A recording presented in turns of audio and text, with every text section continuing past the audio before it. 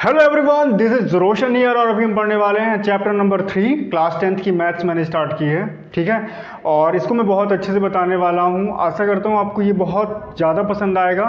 तो आप लोगों से मेरी रिक्वेस्ट है कि आप लोग इस वीडियो को पूरा देखेंगे, ठीक है ना, क्योंकि आज की वीडियो में मैं इस चैप्टर को ख़त्म करने वाला हूँ। इस चैप्टर का मतलब 3.3 को, इसके सारे क्वेश्चन मैं सॉल्व करने वाला हूँ और आपको अच्छे से समझना है, देखना है। जो भी डाउट हो तो कमेंट के थ्रू बताना है, ठीक है। और वीडियो को पूरा देखना है, ठीक है, क्योंकि जब आप पूरा देखेंगे तभी कुछ समझ में आएगा। और यदि कहीं पे फास्ट हो जाता हूँ तो आप थोड़ा सा वीडियो को धीरे करके देख सकते हैं, ताकि आपको जो मैं बता रहा हूँ वो समझ में आए। और एक बार यदि नहीं आता तो आप दोबारा देखिए, क्योंकि मैथ्स में जब तक आप एक दो बार उसको नहीं समझेंगे, नहीं देखेंगे, नहीं लगाएंगे, तब तक मैथ्स के क्वेश्चन आपको क्लियर नहीं होंगे। तो चलिए पढ़ते हैं, और बहुत ज़्यादा इंटरेस्टिंग होने वाला है आज का ये वीडियो। तो आप लोगों को अच्छे से देखना है, समझना है। ओके, तो आज के इस वीडियो में हम डिस्कस करने वाले हैं प्रतिस्थापन विधि के बारे में, विच इज़ वेरी इंपॉर्टेंट, क्योंकि एक क्वेश्चन आपका प्रतिस्थापन विधि का आता ही है। तो यहाँ पे मैंने क्वेश्चन नंबर 3 लिया है, क्वेश्चन नंबर 1 और क्वेश्चन नंबर 2 जो इसका था, मैंने इसके पहले वाले वीडियो में अलग से बता दिया था। ठीक है, तो आप उसको देख सकते हैं। समझ में नहीं आता है तो कमेंट के थ्रू बता सकते हैं। ओके, तो इसको सॉल्व कैसे करना है? सॉल्व करने के लिए सबसे पहले आप दोनों इक्वेशन को ऐसे लिख लेंगे। ठीक है, लिखते तो बनता है ना? Okay good. तो ऐसे लिख लेंगे, -3y = 9, इक्वेशन सेकेंड इसको बना लेंगे। अब इसके पहले मैंने बताया है कि यहाँ पे हम प्रतिस्थापन करते हैं, ठीक है ना। प्रतिस्थापन का मतलब होता है कि उसको उसकी जगह से हटा देना, ठीक है ना। जैसे यहाँ पे 3x - y है = 3 है, तो चाहे x का मान y के पद में निकालो या y का मान x के पद में निकालो, ठीक है।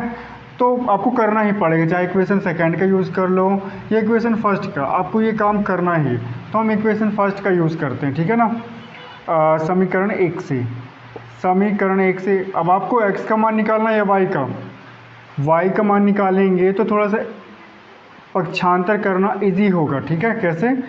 क्योंकि जैसे यहाँ पे 3x - y = 3 है, तो हम जनरल इक्वेशन फर्स्ट से हमको मिला 3x - y = 3, ठीक है। इसको क्या कर लेना है, इसको हम लिख सकते हैं ऐसे, पक्षांतर करेंगे तो क्या मिलेगा, हमको क्या मिलेगा, 3x - 3 = y। कैसे मिला? देखो, -y का पक्षांतर करेंगे +y हो गया, और +3 का पक्षांतर इधर करेंगे तो -3, इसलिए ये मिला, ठीक है।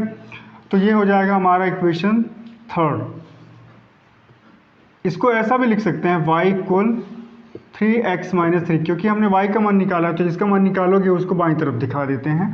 तो ये इक्वेशन हो जाएगा थर्ड। इस इक्वेशन को आप किससे निकाले हैं? इक्वेशन फर्स्ट से। तो इसको इसमें नहीं रखना है, इक्वेशन किस में रखना है? समीकरण सेकेंड में रखना है। फर्स्ट से निकाला गया है ना y का मान, तो इसको किस में रखना है? अब इस मान को इस समीकरण में रखना है। देखिए, यहाँ से हम x का भी मान निकाल सकते थे, तो x का यदि मान निकालते हैं यहाँ से, तो क्या मिलता हमको? y + 3/x ये मिल जाता, सॉरी y + 3/3 मिल जाता। तो ये थोड़ा सा कॉम्प्लिकेटेड था, थोड़ा सा कठिन हो जाता, इसलिए हमने ऐसा मान निकाला है जिसमें ये बटे में संख्या ना हो। तो जब बटे में संख्या नहीं रहती तो उसको सॉल्व करना थोड़ा सा इजी रहता है, तो इसलिए हमने x का मान नहीं निकाला है, हमने y का मान निकाला है x के पद में, ठीक है। y का मान निकाला गया है x के पद में, y = 3x - 3। इस वैल्यू को उठा के किस में रखना है? समीकरण 2 में, ठीक है। अब y का मान समीकरण किस में रखते हैं? 2 में रखने पर रख दें। श्योर हो आप लोग? यहाँ तक समझ में आ गया? समझ में नहीं आता है आप कमेंट के थ्रू बताइए, ठीक है। आपको ये वीडियो कैसा लगा आपको ये भी बताना है, ठीक है। तो अब इस मान को उठा के किस में रखते हैं? समीकरण 2 में। कहाँ पे रखना है? y की जगह। तो 9x - 3y, ये y यहाँ पे गुणा का निशान नहीं है ना, फिर भी यहाँ पे 3 का गुणा हो रहा है y के साथ, इसलिए गुणा का निशान लगाओगे। y का मान है 3x - 3। अब हमने y को प्रतिस्थापित कर दिया, y को x के मान से प्रतिस्थापित हटा दिया है, ठीक है, बराबर 9। यहाँ तक आ गया समझ में? देखिए यहाँ पे क्वेश्चन को कैसे सॉल्व करना है ये आपको देखना पड़ेगा। सबसे पहले जैसे मैंने यहाँ पे y की वैल्यू कितनी निकाली 3x माइनस 3, इसको मैंने पुट किया इक्वेशन सेकेंड में, और तो पुट करने पे रखने पे क्या मिला हमको 9x minus 3 into 3x minus 3 equal 9। ठीक है, अब क्या करना है आपको, इंटू कर देना है। जैसे 9x माइनस 3 का अंदर जब इंटू करेंगे तो 9x हो जाएगा, ये माइनस से माइनस प्लस होगा, और फिर 3 का इंटू 3 में करेंगे तो 9। ठीक है, अब माइनस 9x और प्लस 9x क्या हो जाएगा, कैंसिल। तो हमें आंसर क्या मिला, हमें आंसर मिला 9 इक्वल 9। तो जब ऐसी कंडीशन बन जाए इसका मतलब है कि इस समीकरण के अनंत, इस समीकरण युग्म के आप लिख सकते हैं कि अतः इस समीकरण युग्म के अनंततः अनेक हल होंगे। ठीक है, अतः इस समीकरण युग्म के, इस समीकरण युग्म के अनंत हल होंगे। ठीक है, कितने हल होंगे, अनंत हल होंगे। तो इस तरह से आपको सॉल्व करना है। जो भी डाउट है आपको कमेंट के थ्रू बताना है। ठीक है, आपके जो भी डाउट है कमेंट के थ्रू ज़रूर बताइएगा, क्योंकि उसी से मुझे पता चलेगा कि जो मैं समझाना चाहता हूँ क्या उसे समझा पाने में मैं सफल हुआ हूँ या नहीं। ओके,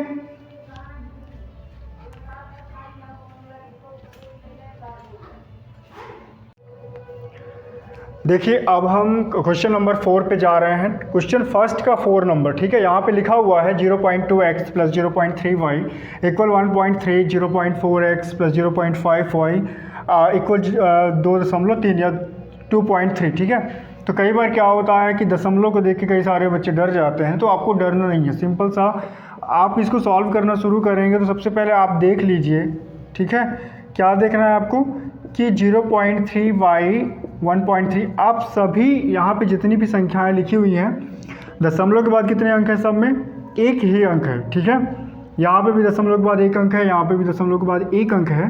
मतलब दशमलव बराबर के पहले जो अंक हैं वहाँ भी दशमलव के बाद एक अंक है, और बराबर के बाद वाले अंकों में भी दशमलव के बाद एक अंक है। तो आप सीधा क्या कर सकते हैं, दशमलव हटा सकते हैं। ठीक है, दशमलव हटा देंगे तो ये हो जाएगा इक्वेशन फर्स्ट। इसे हम समीकरण 1 बना सकते हैं। अब ये दशमलव कैसे हटा, यदि इसको समझना है तो यहाँ पे देखिए 0.2 है, यदि इसका दशमलव हटाते हैं तो क्या लिख सकते हैं 2/10, क्योंकि दशमलव के बाद एक अंक है इसलिए 1 लिख के 1 0। ठीक है, x प्लस यहाँ पे क्या लिख सकते हैं 3/10y, और यहाँ पे क्या लिख सकते हैं 13/10। ठीक है, क्योंकि यहाँ भी दशमलव के बाद एक अंक है। ठीक है, अब यहाँ पे हम 1/10 क्या कर सकते हैं, कॉमन कर सकते हैं। ठीक है, क्योंकि 1/10 यहाँ दोनों के पास है ना, तो इसे हम क्या लिख सकते हैं, ऐसा लिख सकते हैं ना 2x प्लस 3y लिख सकते हैं, क्योंकि जब इसका इंटू होगा तो लिखा यही है, लेकिन यहाँ पे हमने कॉमन कर लिया है, उभयनिष्ठ ले लिया है। ठीक है, उभयनिष्ठ, तो इसको आप क्या लिख सकते हैं 2x प्लस 3y 13/10। यहाँ 10 बटे में है तो यहाँ क्या हो जाएगा, गुणा करेगा तो कितना आ जाएगा 13। 2x प्लस 3y इक्वल कितना हो जाएगा 13। इस तरह से हम इसको सॉल्व कर लेते हैं। दशमलव लिखा हुआ है तो आप डायरेक्ट भी ऐसे लिख सकते हैं, इसमें लिखने पे कोई प्रॉब्लम नहीं है। ठीक है, एंड इक्वेशन है। देखिए आपको अभी साउंड की आवाज़ सुनाई दे रही होगी, तो उससे थोड़ा सा डिस्टर्बेंस हो रहा है, तो आप उसको इग्नोर कीजिएगा। ठीक है, और ये आवाज़ जो आ रही है, जानते हैं आज हमारे यहाँ का चुनाव परिणाम डिक्लेयर हुआ है, तो वार्ड मेंबर का जो चुनाव हुआ था उसमें कई सारे लोग विजयी हुए हैं, है ना, तो उसी की खुशी में हर जगह डीजे हर गली में बज रहा है, तो उसको इग्नोर कीजिएगा। हम देखते हैं इक्वेशन सेकेंड हमारा क्या बनेगा। हमारे पास लिखा हुआ है यहाँ पे 0.4x प्लस 0.5y इक्वल 2.3, तो इसको हम लिख सकते हैं 4x प्लस 5y इक्वल 23। ठीक है, इक्वेशन सेकेंड इसको बनाना। ये आपको दिख पा रहा है, नहीं दिख पा रहा है, अच्छा यहाँ पे लिख देता हूँ। इसको आपको बना लेना है 4x प्लस 5y इक्वल 23।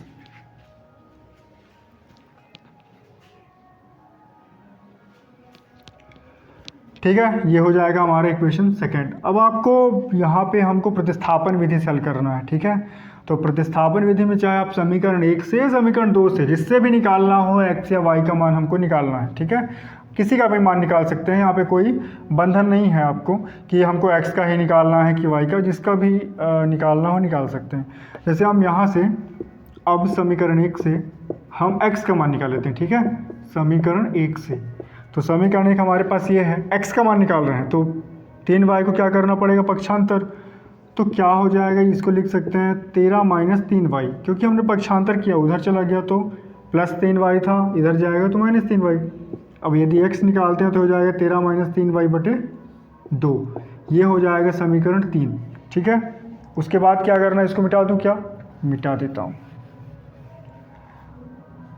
अब आपको जो हमारा समीकरण 2 था, ये इस मान को समीकरण 2 में रखना है, क्योंकि हमने ये मान समीकरण 1 से फाइंड किया है ना। तो अब समीकरण 3 से x का मान समीकरण 2 में रखने पर, ठीक है, 2 में रखने पर, तो 4x की जगह क्या रखना है, 13 माइनस 3y बटे 2। इसको अच्छे से लिखिएगा, कन्फ्यूज़न मत करिएगा, इससे ब्रैकेट लगाना है, प्लस 5y बराबर 23, ठीक है। इस 2 से ये 4 कट जाएगा, कितना आ जाएगा यहाँ पे 2, ठीक है। अब ये 2 का गुणा ये दोनों पदों में करना है, क्योंकि 2 ये दोनों के बाहर लिखा हुआ है, ठीक है। तो 2 का 13 में गुणा होगा तो कितना आ जाएगा, 2 का जब हम 13 में गुणा कर देंगे तो कितना मिलेगा हमको, कितना मिलेगा बताइए, ये हो जाएगा 26, फिर 3 में करेंगे तो 6y, यहाँ पे 5y बराबर 23। तो 6y से 5y चले जाएंगे तो हो जाएगा माइनस y इक्वल 23। यदि माइनस y निकालें तो 23 माइनस 26। अब बड़ी वाली संख्या माइनस में है तो उत्तर किस में आएगा, माइनस में आएगा। माइनस से माइनस कैंसिल, मतलब y की वैल्यू आ जाएगी 3। अब इस मान को कहाँ पे रख देना, इस समीकरण 3 में, ठीक है। अब y का मान समीकरण 3 में रखने पर, अब y का मान समीकरण 3 में रखने पर, ठीक है, तो x बराबर हो जाएगा 13 माइनस 3, y की जगह 3 बटे 2, तो x बराबर मिलेगा 13 माइनस 9 बटे 2। 13 में से 9 जाएंगे कितना आएगा, 4, तो ये हो जाएगा 2, मतलब x का मान कितना मिल गया 2 और y का मान कितना मिल गया 3। लास्ट में आपको बता देना है, अतः x बराबर 2 और y बराबर, अतः x बराबर 2 और y का मान कितना मिला 3, ये आंसर। तो आशा करता हूँ ये आपको समझ में आ गया होगा। आपको जो भी डाउट है कमेंट के थ्रू आपको बताना है, ठीक है। कमेंट तो करते बनता है ना, कि उसको भी सिखाना पड़ेगा, बनता है, गुड। चलिए अब इसके आगे भी जो एक क्वेश्चन बचा हुआ है उसको भी बता देता हूँ मैं।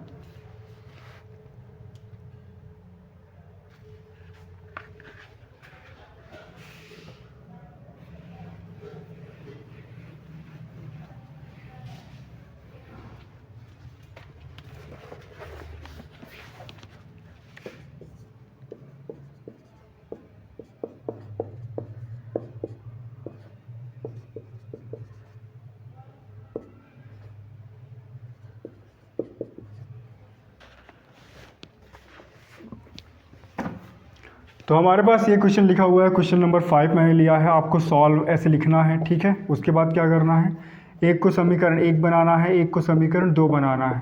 आपको ये अंडर रूट का निशान देख कर डरना नहीं है, क्योंकि ये क्वेश्चन वैसे ही लगाना है जैसे इसके पहले आपने बाकी क्वेश्चन को लगाया है, ठीक है। चिन्हों का विशेष ध्यान रखना है, क्योंकि एक चिन्ह की वजह से सारा सवाल आपका गलत हो सकता है। इक्वेशन फर्स्ट, इक्वेशन सेकंड, उसके बाद किसी भी एक समीकरण से आपको x या y का मान निकाल लेना, जिसका भी निकालना हो निकाल सकते हैं। तो यहाँ पे हम x का ही निकालते हैं, तो करनी 2x बराबर हो जाएगा माइनस करनी 3y, क्योंकि प्लस में है, जब पक्षांतर करेंगे तो माइनस हो जाएगा, है ना। और यदि x निकालते हैं तो x का मान मिलेगा यहाँ से माइनस करनी 3 बटे करनी 2y, ऐसे दूर लिखना, ठीक है। अब इस मान को आपने किससे निकाला है, समीकरण 1 से, तो समीकरण 1 में नहीं रखना है, आपको किस में रखना है, समीकरण 2 में, ठीक है।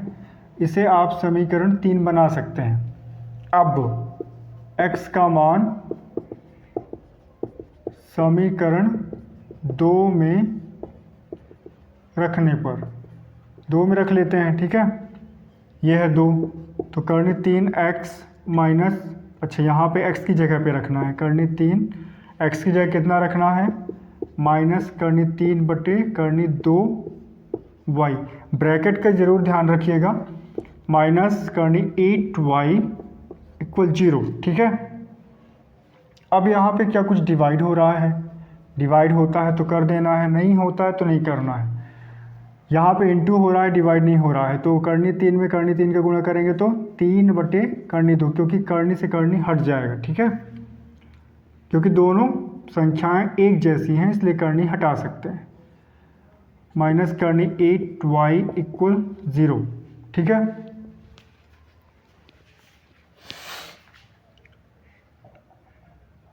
अब यहाँ पे आपको देखना है कि करनी, देखो यहाँ पे 3 बटे करनी 2, ये संख्या बटे में है, ये संख्या बिना बटे में है। यदि घटाना है तो ये संख्या यहाँ पे एलसीएम लेना पड़ेगा आपको, लघुत्तम। तो करनी 2 1 का लघुत्तम कितना हो जाएगा, करनी 2 होगा। इधर 0 लिखा है, इधर 0 ही रहने देना है, तो करनी 2 आ गया। अब यहाँ पे करनी 2 है तो करनी 2 से इस करनी 2 में भाग देंगे, कितना आएगा, 1 आएगा। 1 का गुणा 3 में करेंगे तो 3 ही आएगा, माइनस 1 से भाग देंगे करनी 2 में तो करनी 2 आएगा। करनी 2 का करनी 8 में गुणा करेंगे तो कितना आ जाएगा, करनी 16, ठीक है। y बराबर 0। अब 16 का वर्गमूल तो पता है ना आपको, कितना होता है, 4, तो यहाँ पे क्या लिख सकते हैं, 4 बराबर 0। अब उसके बाद क्या करना है, उसके बाद इसको मिटा दूं क्या, यहाँ पे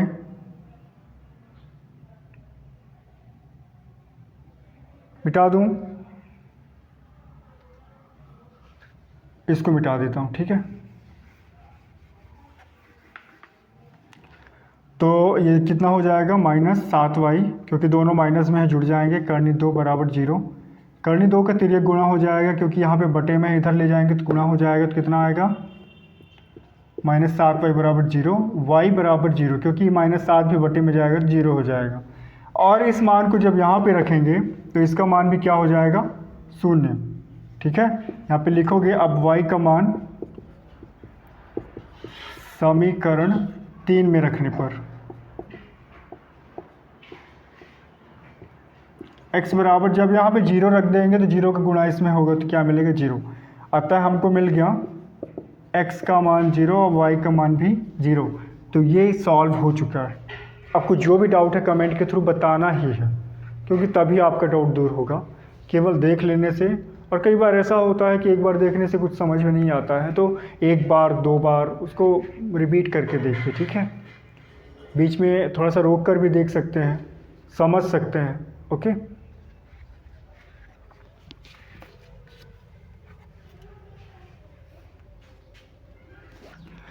6वें नंबर क्वेश्चन पे आपका इक्वेशन थोड़ा सा टफ दिया हुआ है, तो इसको आपको सिंपल जो इसका जनरल फॉर्म होता है 2 चर वाले रैखिक समीकरण का, उसमें चेंज कर लेना है, ठीक है। तो क्या करना है, सबसे पहले यहाँ पे लिखा हुआ है 3x बटे 2 माइनस 5y बटे 3 बराबर -2, x बटे 3 प्लस y बटे 2 बराबर 13 बटे 6। तो अलग से मैंने लिख के इसी को यहीं पे सॉल्व कर लिख देता हूँ, ठीक है, क्योंकि स्पेस थोड़ा सा कम रहती है। इक्वेशन फर्स्ट, एक मिनट, इसको हम अलग से ही लिख लेते हैं, सॉल्व करेंगे, ठीक है। 3x बटे 2 माइनस 5y बटे 3 बराबर -2। तो इसको, जो इसका जनरल फॉर्म होता है 2 चर वाले रैखिक समीकरण का, उसमें कन्वर्ट करते हैं। तो 2 और 3 का क्या करना पड़ेगा, लघुत्तम। कितना आएगा, 6। 2 से काटेंगे मतलब भाग देंगे 6 में तो कितना आएगा, 3। 3 का गुणा करेंगे 3 में तो 9x माइनस, फिर 3 से भाग देंगे 6 में 2 आएगा, 2 का गुणा 5 में करेंगे 10y, है ना, इक्वल -2। अब इस 6 का तिर्यक गुणा कर दोगे तो कितना मिल जाएगा, कितना मिलेगा। सबसे पहले तो यहाँ पे ये चीज़ क्या होगी, इसको ऐसा लिख सकते हैं 9x माइनस 10y, ये हो जाएगा -12। ये होगा हमारा इक्वेशन फर्स्ट। ऐसे ही समीकरण 2 कैसे बनेगा, x बटे 2 प्लस y बटे 2 बराबर 13 बटे 6 लिखा हुआ है। लघुत्तम लेंगे, यहाँ पे 3 है तो कितना आएगा, 6 आएगा, ठीक है। 3 से भाग देंगे तो कितना आएगा, 2, 2 का गुणा x में करेंगे 2x प्लस 2 से भाग देंगे 6 में तो 3, तो यहाँ पे हो जाएगा 3y बराबर 13। ठीक है, अच्छा 13/6 है यहाँ पे, है ना, राइट। अब 2x प्लस 3y/6 बराबर 13/6, ये 3 गुणा होगा तो यहाँ पे 6 आ जाएगा, 6 से 6 कट गया। तो हमारा जो सेकेंड इक्वेशन है वो क्या बनेगा, यहाँ पे लिख देता हूँ, ये बनेगा 2x प्लस 3y इक्वल 13। ये हमारा सेकेंड इक्वेशन।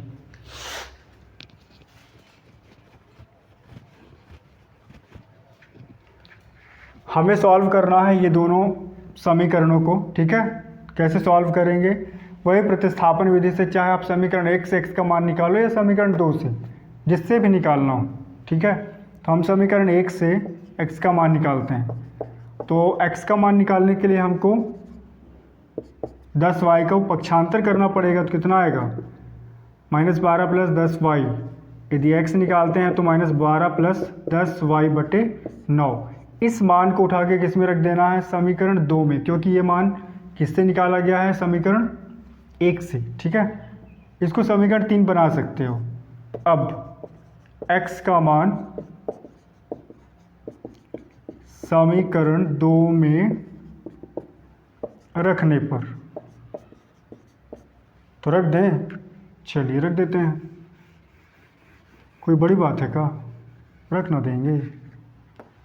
ये है हमारा 2, x की जगह क्या रखना है, ये -12 प्लस 10y/9, यहाँ पे हो जाएगा प्लस 3y बराबर कितना है, 13। ठीक है, अब यहाँ पे क्या जोड़ना है क्या घटाना है, सबसे पहले तो लघुत्तम लेना पड़ेगा, क्योंकि ये संख्या बटे में है ना। तो 9 का लघुत्तम क्या आएगा, 9। ठीक है, इधर 13 ही लिखना है। यहाँ पे 2 का अंदर गुणा कर सकते हैं। ठीक है, क्योंकि 9 से 9 काटेंगे तो 1 ही आएगा। अब 1 का गुणा यदि 2 में करते हैं तो 2 ही मिलेगा, तो 2 का गुणा यहाँ पे अंदर कर देना है। तो 12 दूनी 24, 2 दहा 20 y। ठीक है, प्लस यहाँ पे 1 से 9 में भाग देंगे, 9 आएगा, 9 का गुणा 3 में करेंगे 27y। ठीक है, अब इसको मिटा देता हूँ। ठीक है, इसको हमको लिख लेना है कहीं पे,